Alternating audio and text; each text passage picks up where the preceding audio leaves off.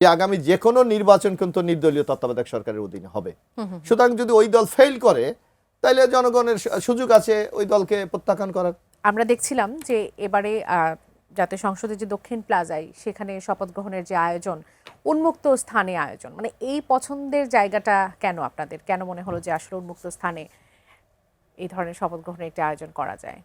আসলে আপনি দেখবেন এই যে নির্বাচনটা হয়ে গেল, এই নির্বাচনটা আমাদের বিশেষ করে জাতীয়তাবাদী দলের পক্ষ থেকে আমরা জনগণের ভোটের অধিকারের জন্য দীর্ঘদিন ধরে আমরা সংগ্রাম করেছিলাম এবং আপনি বিগত যে আওয়ামী লীগ সরকারটা ছিল সেটাকে মানুষের কিন্তু ভোটের অধিকারকে জাদুঘরে পাঠিয়েছে। এবং আপনি দেখবেন অনেক দিন পর বিশেষ করে 91-এর যে নির্বাচনটা হয়েছিল তারই একটি আমেজ কিন্তু এই নির্বাচনে আমরা দেখেছি, যে কোন নির্বাচনে কোনো অভিযোগ নাই, ভোটারদের কোনো অভিযোগ নাই, প্রার্থীদের অভিযোগ নাই, একটা চমৎকার একটা পরিবেশ। এই যে একটা মুহূর্ত আমরা চাই এটা জনগণকে সাথে নিয়ে উপভোগ করতে, উন্মুক্ত পরিবেশে আমরা এটাই হলো মূল কনসেপ্ট, এর বাইরে কোনো কিছুই না।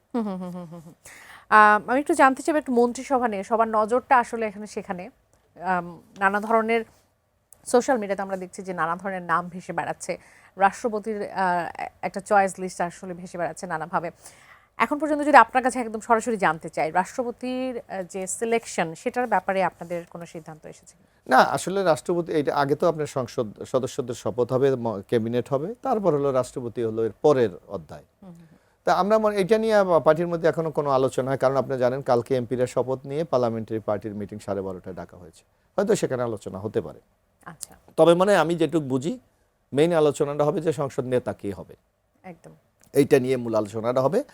তারপর হয়তো বিকালে আমরা বুঝতে পারবো যখন ক্যাবিনেট ফর্ম হবে কারা কারা মন্ত্রী হচ্ছে, কি হচ্ছে, কে থাকছে না থাকছে, তারপর বোঝা যাবে আপনার যে কোন জায়গায় কাকে মূল্যায়ন করা হবে। এই বিষয়টি আমার কাছে মনে হচ্ছে দলীয় প্রধান এবং সরকার প্রধান একজনই থাকছেন না, এটা তো আমরা বলেছি। শোনেন, এই যে নির্বাচনটা হয়েছে, আমি এই ব্যাপারে এর আগে নির্বাচন পূর্বে কিন্তু আমাদের বক্তব্য অত্যন্ত স্পষ্ট, কারণ নির্বাচনে আপনার একজন নেতৃত্ব দিচ্ছে। যেমন আমাদের বাংলাদেশে এই ট্রেডিশন আগে ছিল না, কিন্তু এখন হয়ে যাচ্ছে। ভারতে আপনি মনে করেন মোদিকে সামনে রেখে কিন্তু তারা নির্বাচনটা পরিচালনা, আমেরিকাতে দেখেন আপনার ট্রাম্পকে বা হিলারিকে সামনে রেখে হচ্ছে। তো বাংলাদেশে তো যেই লোকটা জনগণের কাছে কমিটমেন্ট করে তার দলকে বিজয়ী করে সরকারে যাচ্ছে, তো সে যদি দলের দায়িত্ব না থাকে তাহলে তার এই যে কমিটমেন্টগুলি, যে ওয়াদাগুলি করেছে, সেটা কে বাস্তবায়ন করবে? আমাদের মতো দেশের এই তৃতীয় বিশ্বের দেশের এই সংকটগুলি আছে। আপনি আমাদের জন্য যে কথাটা আপনি বলছেন যে চ্যালেঞ্জটা আমাদের জন্য, আমাদের আগামী দিনে মূল চ্যালেঞ্জটা হচ্ছে যে কমিটমেন্টগুলি আমরা জনগণের কাছে আমরা করে যে আমরা ভোটটা নিয়েছি, সেই কমিটমেন্টগুলি তো আমাদের বাস্তবায়ন করতে হবে। তাহলে নেতৃত্বটা কে দেবে? এই নেতৃত্ব তো একজনকে দিতে হবে। আমার কমিটমেন্টকে মনে করছেন না যেটা তারেক রহমান ছাড়া অন্য কেউ হতে পারে? তারেক রহমান না, এখানে যিনি দলের প্রধান থাকে তার একটা কমান্ডিং ভয়েস আছে, তার একটা দলের মধ্যে একটা কন্ট্রোল আছে। এবং আমাদের দেশে কি হয় যে একটা আস্থার একটা জায়গা আপনাকে তৈরি করতে হবে। আস্থার এই যেমন আপনি মনে করেন হোসেন মোহাম্মদ এরশাদ যখন ছিল জাতীয় পার্টি ছিল, এরশাদ নাই, আজকে জাতীয় পার্টির কোনো অস্তিত্ব নাই। এই রিয়েলিটি তো সাউথ এশিয়া আপনাকে এটা মানতে হবে। শুধু সাউথ এশিয়া না, এখন ওয়ার্ল্ডে অনেক জায়গায় কিন্তু এই ব্যক্তিকে কেন্দ্র করেই দল সংগঠিত হয়। আর আপনাকে লক্ষ্য রাখতে হবে, আমি মনে করি ব্যক্তি এখানে কোনো আলোচনার বিষয় না, তার কর্মসূচিটা কি, সে কি চায় আগামী দিনে। যেমন এবার দেখবেন বিএনপি ক্ষমতা যাওয়ার আগেই বলেছে যে আমরা এই 31 দফা রাষ্ট্র মেরামতের এইটা আমরা বাস্তবায়ন করব, যার মাধ্যমে বাংলাদেশের গণতন্ত্র উত্তরণটা করা সম্ভব হয়। এবং আমাদের যে গণতন্ত্রের যে ঘাটতিগুলি আছে সেগুলি আমরা মনে করি এইগুলি যদি আমরা বাস্তবায়ন করতে পারি, হয়তো সেই জায়গাগুলি পূরণ হয়ে আগামী দিনে আমরা একটা যে মুক্তিযুদ্ধের চেতনা বলেন অথবা সাম্যের বাংলাদেশ বলেন, সেই জায়গা আমরা এগিয়ে যেতে পারবো। সুতরাং আমরা মনে করি এখানে লিডারশিপটা ওই দল নির্ধারণ করবে। কারণ আপনাকে একটা জিনিস কিন্তু এখন নির্ধারিত হয়ে গেছে যে আগামী যে কোনো নির্বাচন কিন্তু নির্দলীয় তত্ত্বাবধায়ক সরকারের অধীনে হবে। সুতরাং যদি ওই দল ফেল করে তাহলে জনগণের সুযোগ আছে ওই দলকে প্রত্যাখ্যান করার।